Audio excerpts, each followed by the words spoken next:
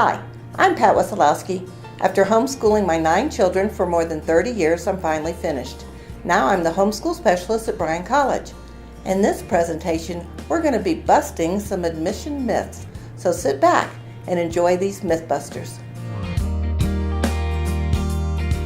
Let's talk about preparing students for college without making common mistakes. There are a lot of myths going around that we are going to bust today. You may have heard that homeschool students have a difficult time getting into college. That is not true. That's a myth we can bust.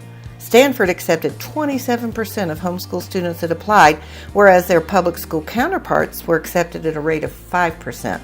Colleges are actually seeking out homeschoolers. Many colleges are homeschool friendly, and Bryan College created my position because of this. You may have heard that a homeschool student must have either a diploma or a GED to get into college. Nope, not true. Another myth we can bust. Parents can issue diplomas, but they're not necessary to the college application process.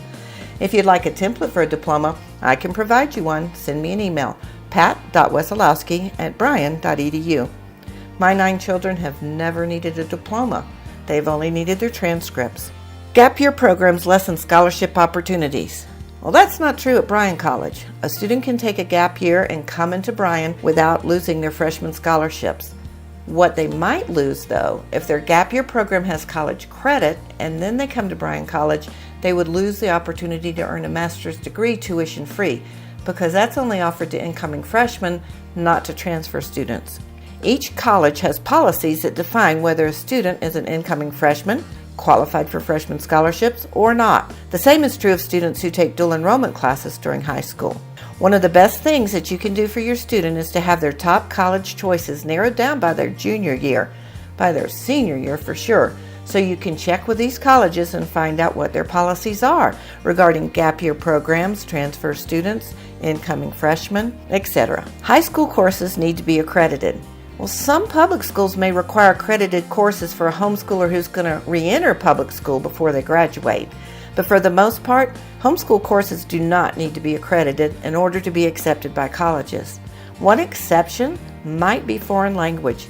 For instance, in Florida, there are some colleges that are requiring homeschoolers to prove that their foreign language course was accredited. Again, this is another reason to have your top college choices picked out so you can be prepared. Let's talk about the FAFSA. We are going to bust a myth. Some people say it does not matter when you fill out the FAFSA, but it absolutely matters, because oftentimes funding is a first come, first serve, so the earlier your student gets the FAFSA filled out, the better their chances of earning certain scholarships. A senior can fill out their FAFSA in October. In the past, the FAFSA was filled out in January, but now it's October, so that is very important. Athletes get all the breaks.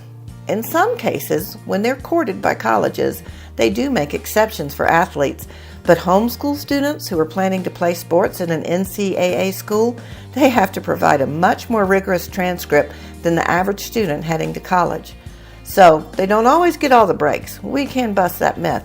And there is a Facebook page that helps homeschool students figure out how to design their transcripts so they will be accepted by NCAA schools. You may have been told that transcripts must be provided by an official source. That's not true. If your student signed up under an umbrella school or with a private Christian school, they probably will provide the transcripts for the colleges. But parents do have the freedom to create their students' transcripts. They can submit them directly to the college for admission purposes. GPAs provided by homeschool parents are often questioned. Well, there's some plausibility to this. In many states, homeschool students are required to meet higher expectations than students enrolled in public or private schools in order to qualify for the state grants. So be sure you're aware of requirements needed for the schools your students are considering. Every student should take dual enrolled classes. In many states, dual enrollment classes are free, and parents urge their students to take these classes because they can gain college and high school credit at the same time. And that's a great idea if the student's prepared for those classes. And even when offered tuition free, dual enrollment can be costly for students who aren't prepared to pass college classes. If they fail these classes, they will stay on their record unless they retake and pass those classes. AP and CLEP credits always transfer. That's not necessarily true. Each college sets their own parameters regarding how many credits from AP and CLEP to accept, if any. Many times homeschoolers spend time and money to acquire college credits via AP or CLEP, only to find out the college they end up attending will not accept them or will not accept all of them. This is another reason to know ahead of time which colleges your students will be considering, so you can check with the policies of each school. Bryan College accepts CLEP credits, but we have limits on the number of credits we accept and on which subjects will transfer credits. College entrance exams are not important. Busted. With my older children, I did not believe this. Back then, and even now, I personally do not believe college entrance exams are a good indicator of how well a student will do in college. In fact, 3 of my 9 children are 4.0 students, and none of them tested very high on these tests. Unfortunately, the reality is the highest scholarships are usually the academic scholarships that are usually tied to the college exams. So whether taking the PSAT during the junior year for National Merit Scholarship or taking the ACT, SAT, or CLT, which is a new college entrance exam, for academic scholarship purposes, college exams can make a huge impact on qualification, admission, and affordability. Waiting until the senior year to plan for college works. This is plausible, and in fact I did that with my older children because no one advised me differently. So it might work, but opportunities are often lost by not planning ahead. Large universities offer more opportunities than small liberal arts colleges. Not necessarily. The process becomes more competitive with lessened chances for participation. A student may be able to participate and do many more activities at a smaller college than at a larger university.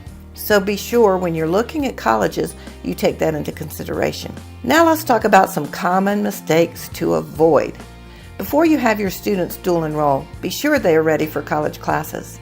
Also be careful about putting them on a secular campus. Because I homeschooled for more than 30 years, I had many friends who finished before I did, and some of their major regrets are putting a high school student on a secular campus. Another mistake is not preparing for college beforehand. Again, don't wait until the senior year to choose your top colleges. And encourage your students to be invested in the process. If they realize how much money they can earn by making high scores on the college exams, then they can be invested in this process.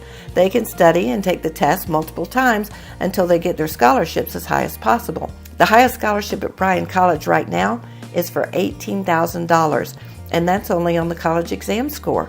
Then they qualify for honors, and they can also get scholarships for homeschooling, for music, for theater, for martial arts, and more. Another mistake homeschool parents often make is that they're not aware of scholarship potential. They don't realize how much a student can earn if they just take the steps to qualify. Almost every state has scholarship grants that are tied to the lottery, and if that's something you're comfortable with, look into those grants and see how they can qualify for those in enough time to take advantage of them. Also, some universities have scholarship events. At Bryan College, we have one each semester for seniors who have been accepted to Bryan who qualify by making a minimum ACT 21 or comparable score on the SAT or CLT. We invite them to this free event, and each student earns another $500 to $6,000 more in scholarship funds. And when we have the essay contest, one student earns 4 years tuition. Another common mistake is for parents and students not to take the college exams seriously. They're only offered 4, 5, 6 times a year, but you can take them repeatedly. They cost money, but the return on your investment could be huge depending on the scholarship amounts they earn. And don't assume you can't afford a private college. Private colleges offer multiple scholarships, and at Bryan, they all stack. So your students could qualify for an academic scholarship, an athletic scholarship, the homeschool scholarship, or one of the many other ones we offer, and end up with a huge scholarship bundle. So let's get to busting myths by starting your application today. There's information on this page that will talk to you about our affordable dual enrollment program. You can come and visit Bryan if you'd like. I have a blog that has articles on scholarships, transcripts, dual enrollment, and more. That's at patwezzo.wordpress.com. I also put together a free e-resource that you can download at bryan.edu/ebook. It not only includes a template for a transcript and a template for a diploma, but a timeline of what you should be doing from 9th to 12th grade to prepare your student for college. And if you'd like to have a package of Bryan College information mailed to you, send me an email, pat.wesolowski@bryan.edu. And if your student's ready to apply to Bryan, that link is contained on this page as well. If you have any questions, feel free to email me. I hope this presentation's been helpful to you. Thanks for watching.